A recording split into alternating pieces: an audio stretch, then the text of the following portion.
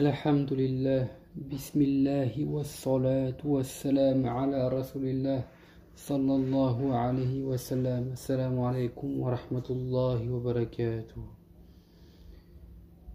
Un jour, Al-Shafi'i, rahimahullah, entra dans les appartements du calife Harun al-Rashid afin de demander audience. Un serviteur le fit patienter auprès d'Abu Abd as-Samad, l'éducateur des enfants d'Al-Rashid. Le serviteur dit au cheikh: Ô Abu Abdallah, ceux-là sont les enfants du commandeur des croyants. Quant à lui, il s'agit de leur éducateur. Il serait bien que tu lui donnes quelques recommandations à leur attention.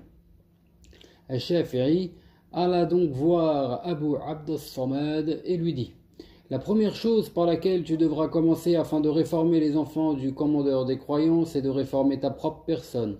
En effet, leurs yeux sont attachés à tes yeux, le bon sera pour eux ce que tu trouveras bon, le mauvais sera pour eux ce que tu délaisseras. Enseigne-leur le livre d'Allah subhanahu wa ta'ala sans contrainte, car ils s'en lasseraient. Ne les en détourne pas non plus, ils le délaisseraient totalement. Récite-leur les poèmes les plus chastes et les hadiths les plus nobles. Ne passe pas d'une science à une autre avant qu'ils aient maîtrisé la chose. En effet, l'abondance de paroles entendues fait perdre le fil de la compréhension. L'abondance de paroles entendues fait perdre le fil de la compréhension.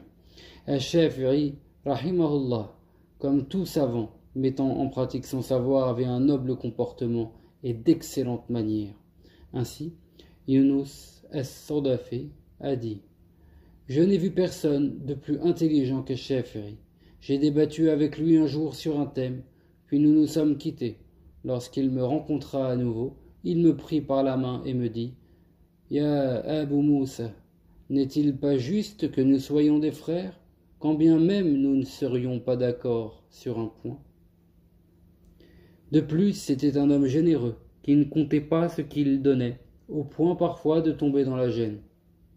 Et on finira sur cette dernière petite anecdote. Un jour, le calife Harun al-Rashid ordonna qu'on octroie la somme de 1000 dinars à l'imam al-Shafi'i.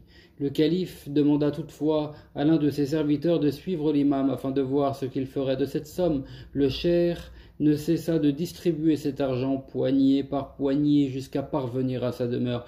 Il ne restait plus en sa possession qu'une poignée de pièces. Il la donna alors à son servant, lui disant d'en profiter. Le serviteur retourna auprès du calife et l'informa. Harun al-Rashid fit alors ce commentaire: C'est pour cette raison qu'il se consacre à la science et qu'il a une telle renommée.